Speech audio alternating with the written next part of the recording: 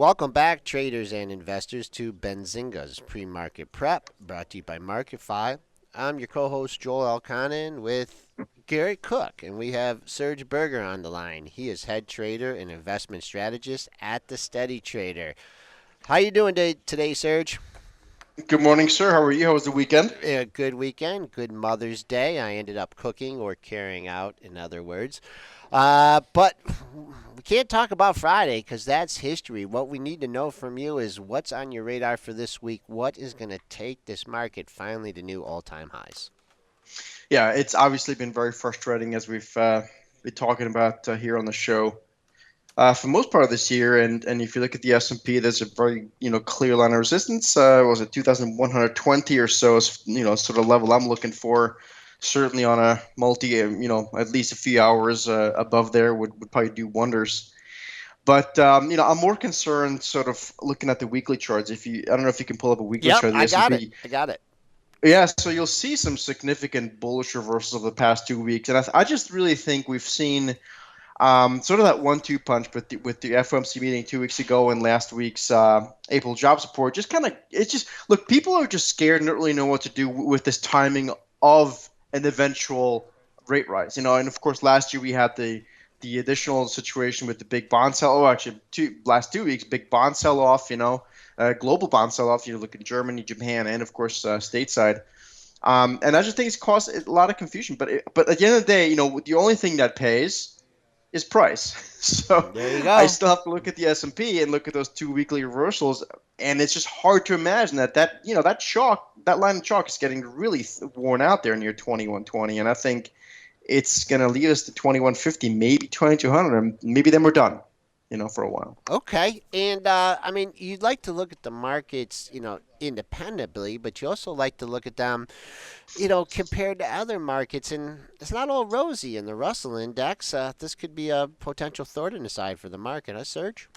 Yeah, it's not all rosy. I'm not sure if you can pull up a ratio chart there, but basically, I like to look at things in absolute and relative terms because it gives us sort of a little better perspective. And I've sort of late last year, I said the Russell looks like it's going to have a bit of an outperformance move, and it had, but surely over the last month-ish or so, we've seen a lot of relative weakness in the Russell 2000. And if you were to divide the Russell 2000 by the S&P 500 to get little ratio chart, you'd see that ratio has actually recently broken a really significant uptrend line, and I do think at the very least that's an early warning sign through the lens of say a couple months time frame, so into maybe at some point in June or so, July, when that could start catching up.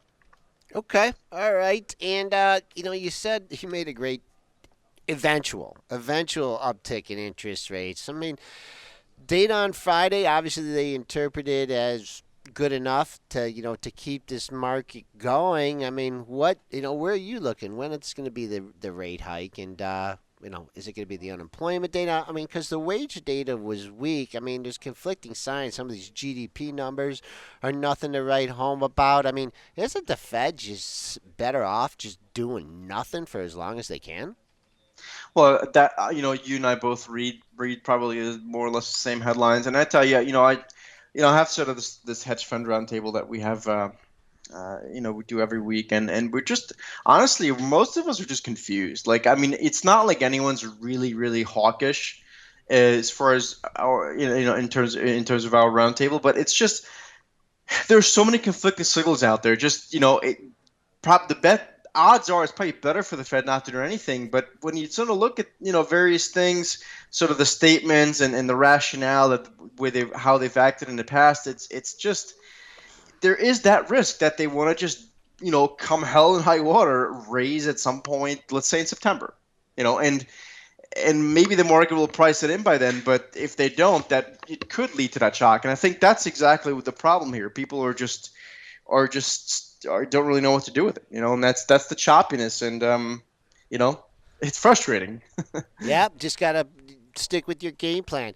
All right, let's go into some individual issues here. And when we were talking to you last week, you were taking a stab at Twitter on the long side, looking for a rebound here. Yep. How'd that work out for you? Oh, it hasn't worked at all. Obviously, I mean, Twitter. And we talked about it.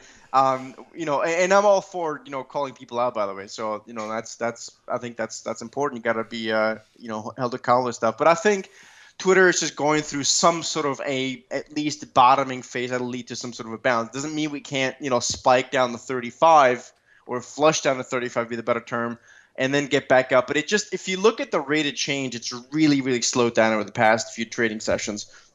Yeah, and it's not like there's any major support that I personally want to lean against just yet, but it just feels really lethargic.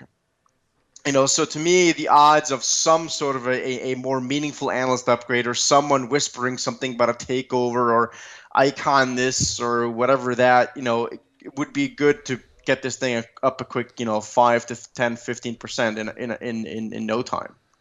Yeah, Serge, I'm sorry if you thought I was calling you out there, but No, no, no, not at because all. we like I to on our show. I mean, we like to talk about winning trades and losing trades, and how to manage things, and because as you know, being in the markets, not everything is rosy, and the most important thing is managing risk, and so Absolutely. yeah, so that was my No, I appreciate that. I think that's the problem with a lot of financial media. They don't do that, and I'm all for the transparency and the accountability, because at the end of the day, like you okay. say, it's all about risk management, right? Okay, let's move on here. And I was talking with Scott Redler about this, and you get the rumor mill going, and it can really have a big effect on a stock. And you have a stock like Yelp, okay, just reports disappointing earnings, punished by the street.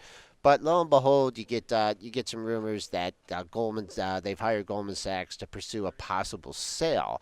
Is that something that you just keep an eye on in the back of your head? I mean, I know you got your fundamentals that you follow, your technicals and stuff. Is it something that that just means that you take Yelp off your screen, you don't trade it, or do you try and interpret the action?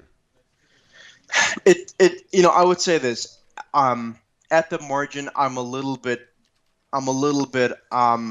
hesitant to trade those kind of things, because Yelp is already a fairly volatile name itself, and because I don't day trade most of the time, I feel like there is plenty of risk that could really kind of blow up in my face if I deal with a situation like this. Having said that, I think there are situations where this can work out. Like, for example, we played Yahoo on that whole news last year, and that worked out better. It's a little bit stock specific, to be honest with you.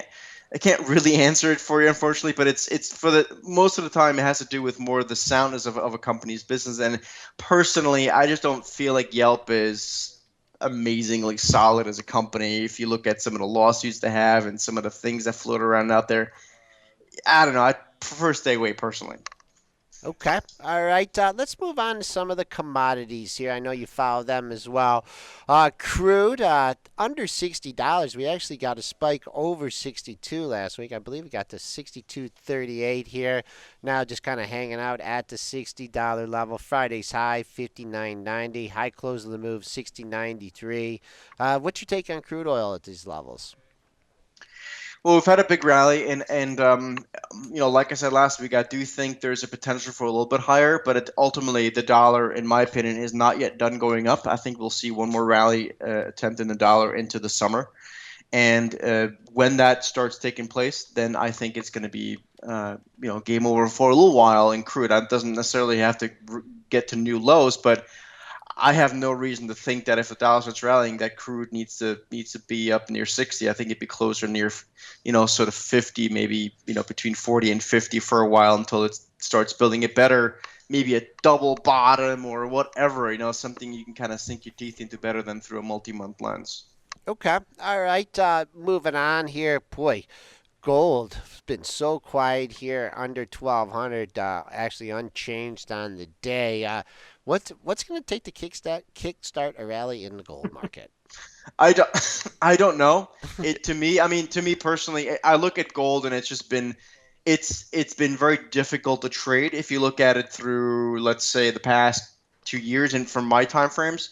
I think at this point it comes down to an inflation story. If the inflation story can get a little bit more interesting, then I think gold can get a move on. But it's just like technically, it's just stuck. I mean, it is absolutely nowhere as far as I'm concerned. I always prefer to play the gold miners versus the gold itself. And the miners too. I mean, they're just chopping back and forth. Look at the GDX, for example. It's just a no man's land, from my opinion. It's rallied a little bit, but the rally's been so choppy. Unless you're day trading, it's hard to do much with gold here at this point, in my opinion. Yeah, I do see the miners there, so you do like to play them as opposed to the index. Anything? I mean, just earnings season here. I just wanted to get your take. You had some kind of reactions like in Apple. You had the great earnings. They did everything, beat the street, beat on revenue.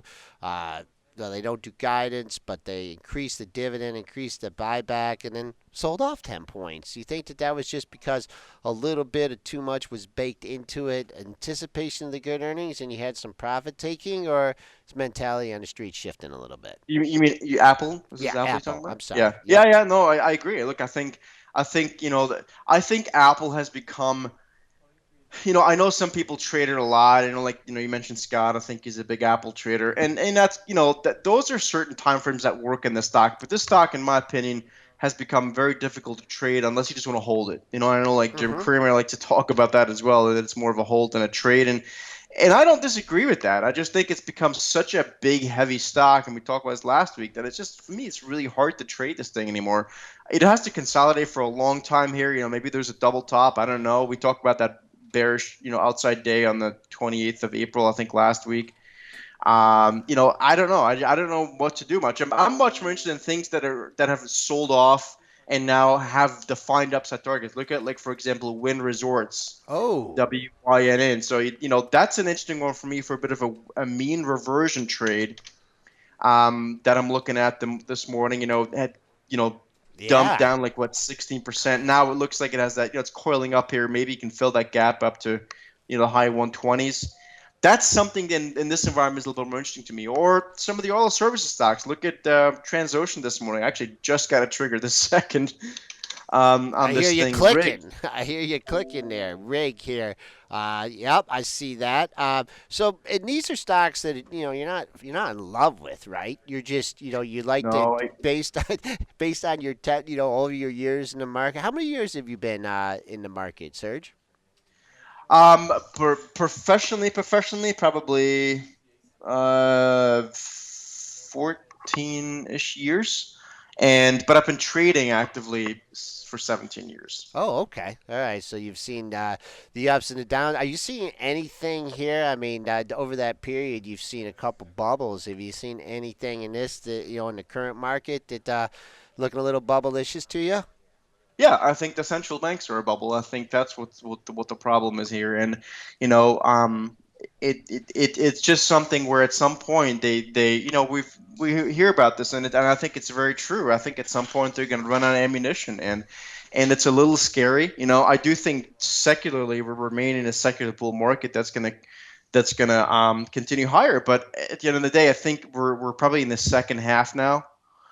So we're going to start seeing more volatility. If you look at the VIX, continues to make higher lows since last summer. If you look at some of the things have been going up straight. We talk about the Russell versus the S&P. We look at the biotechs are starting to show relative weakness.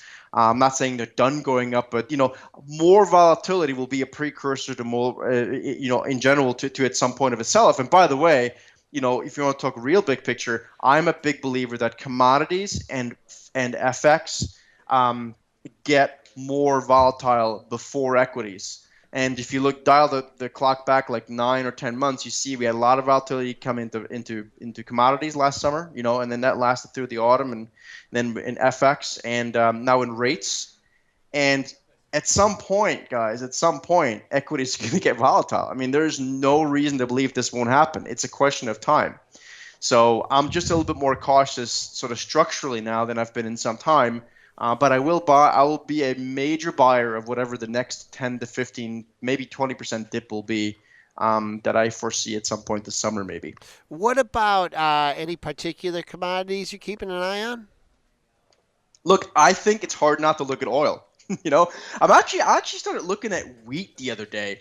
It just looked like it was kind of bombed out, but that's not so much a retail trader's commodity. No. But I just think oil is important. It's just important for sentiment. It's important for the entire for the commodity indices because it's a heavy weight.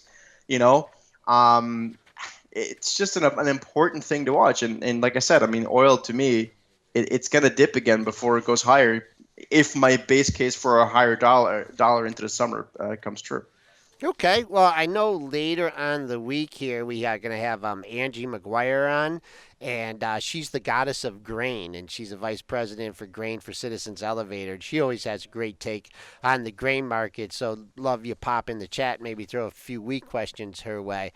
We've been Sure. on the line with Serge Berger. He is head trader at the Steady Trader, a MarketFi maven. You should go to his site on marketfi.com, check out his product. Serge, great input as always. We'll talk to you again next week. Thanks, guys. Have a great week.